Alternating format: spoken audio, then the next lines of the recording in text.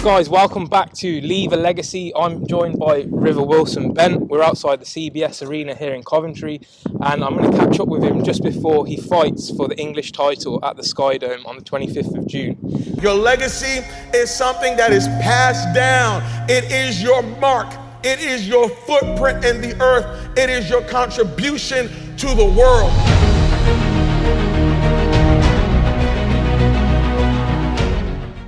So River, how have you been since the last fight? Yeah, been good, man. Just sticking in the gym, training hard, just thinking about beating Tyler Denny. I bet you can't wait for this fight simply because of obviously the controversy surrounding the last one. I bet you just want to go back in there and prove a point and say, look, whatever happened, but I'm the rightful owner of this title. Yeah. What happened last year, and obviously I've been back and I've thought about the fight. I've went over it hundreds and thousands of times and seen what I've done right and seen what I've done wrong.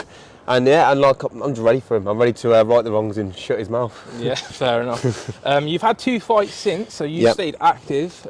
Tyler's had no fight since. Do you think it's important for a fighter to stay active? Yeah, for sure, definitely. It's better stay active than not to be fighting, of course, and then getting paid as well, at least. 100%. I'm sitting around, do you know what I mean? I want paying, so I've been getting paid and I've been keeping active and keeping sharp and just staying ready. Yeah. Do you expect any ring rust from his side going into that fight? He's had quite a few fights, so... You can say he has ring rust, but I feel like he's known this fight's happening for a long time, so I feel like he's going to be the best him. Yeah. And he better be the best him. But yeah. What improvements have you been looking to make since the last fight? Just on myself, obviously, just on movement and just mental, really, just the mental game, because he caught me a bit off guard the first time in the press conference because he was giving me loads of shit. Mm-hmm. This time, it's just going to be calm and collective and just staying cool. Yeah. That's the main You said thing. you were quite overconfident going into the last fight, Yes. and now you know exactly what it is that you're going in there for. Yeah. So yeah, I'm expecting an amazing performance there on the 25th. In terms of your training, this is a question that we ask a lot of pro fighters, because a lot of pro fighters still work at the same time and then they have families. So how do you find that balance between working as a roofer and then obviously family life and training at the same time? I haven't been working now for about just under a year. Ah, right. It was after the Troy Coleman fight, after that knockout. I talked to my boss and he said to me, like, go on, do this full time. Oh, nice. So then he jumped on a sponsor. Then some of my old sponsors jumped on as full-time sponsors, so they pay me monthly.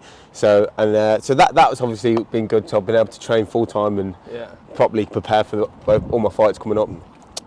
With the family life, obviously I've just had a baby. Yeah, She's 9 months old now. Thank you. Congrats. And she's brilliant. Like, to be fair, we've got like the perfect baby. She sleeps, she drinks, she eats, she's happy. So it's all been good, man. Like, do you know what I mean? Family life, everything's perfect. So in terms of parenthood, then obviously you've said about your daughter, and she's a great kid by the sounds of it. Yeah. How has parenthood affected you in terms of your boxing? Some fighters say that it gives them an extra drive. Yeah. Some fighters sometimes say that family can be a bit of a distraction around camps. How have you found it yourself? She drives me every day. Like, it's that get up in the morning, get to the gym. Like, I'll get up and I'll see her, and it's just all for her now. Do you know what I mean? Like, making the money, I want to make her have a good life. Mm-hmm. So if more I can bring to the table for her, the better. So yeah, it gives me that push to drive on. Yeah. For sure. So obviously there's that drive from your family as well. Yep. We're obviously outside the CBS Arena for a reason. Yep. What kind of support have you felt from the fans in Coventry? Because I know they turn out for you every Yeah. They come through in the hundreds. And they're just brilliant. Everybody all gets along with each other, like, and it's just Cov, isn't it? Everyone all sticks together, and it's a great city. Yeah. So in terms of success in boxing then, what does success in boxing look like for River? Like you guys leaving a legacy, It's I'd love it, like, if later on in life, like, I'm still talked about in boxing, and my baby and my friends and everybody still knows me, who I am, and that's it. I'm making a lot of money. Making a lot of money. That's probably one of the main things. You know what you're worth at the end of the day. Yeah, that's it. So you've obviously gone the traditional route. You want to go Midlands, English, and then I'm assuming in the future you'll be looking to target the British title. Yeah. Well, after this fight, this is what I want. I want to push on to the British, win this title, and push straight on. Yeah. Because I feel like I should have. If I won the Denny, obviously it was a draw, but I thought I was ahead on the scorecards anyway when it went to the decisions. I know the clash of heads, whatever happened with that anyway, happened. But I thought when it went to the scorecards, he was very lucky. I thought I was 4 rounds up. Yeah. But like I say, because now we've got this fight. This would have been my second fight with the English title, then pushed on for the British. So that's what I'm aiming for. No, you looked very, especially in those earlier rounds, I thought you really took control of that fight, and then obviously in the later rounds you started coming into a little bit more. Yeah. But when it did go to the scorecards, I did think that you were up by about 4 rounds at the time. So we had a question sent in by one of our viewers, and it was basically surrounding the effect of social media on boxers. Okay. So in terms of social media, because it's such a big thing today to like market yourself and so forth, but it can also be a distraction. Do you think social media is positive for up-and-coming boxers, or do you think it's more of a distraction? I think it's positive because obviously you need to branch out and you need people to know you, and it's marketing yourself, really, isn't it? But it can be a distraction sometimes. Like when you're in the limelight after the Denny fight, the amount of bad stuff I got given, saying to me, saying to my family, saying to everyone, like, was getting peppered by different people. But I just blank it out. I don't even reply.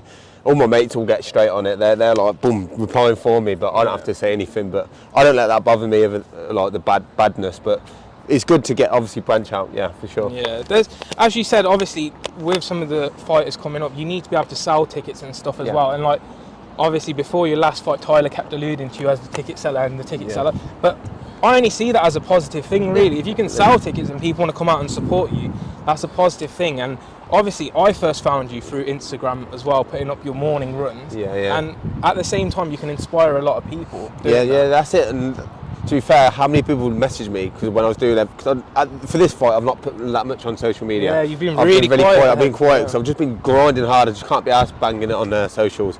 But because I've just been working hard.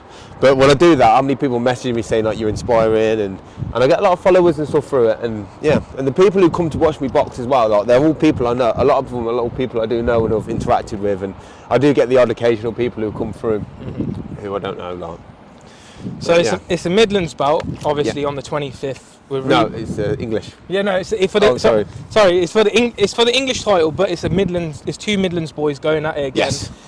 It's in Coventry, so it's close enough to home for him, and it's obviously hometown for you. What kind of reception are you expecting when you walk out on the 25th? Yeah, it's going to be loud in there, man. It's going to be absolutely booming. And like it always is, but I feel like because it's a boxer show, the promotion's wicked. Like the last one, it was quality. You walk out on the stage and you got the time, nice, and you walk out on your own because normally you have your coaches with you, but this time you're going to be on the stage on your own. And yeah, I just can't wait for it. Even talking about it now, mate, I'm getting like, jiggles coming through. I can tell that you're buzzing for it. So I'm going to ask you one last question that I ask everyone that comes on Leave a Legacy, and that is, finish the sentence for me. In 5 years' time, River Wilson Bent will be win the British title outright. And there you have it, sure. guys. And then maybe push on for a European title or a world. Yeah. Best of luck for the 25th. Thank you. I'm Sonny Somal. This has been River Wilson Bent, and this is Leave a Legacy.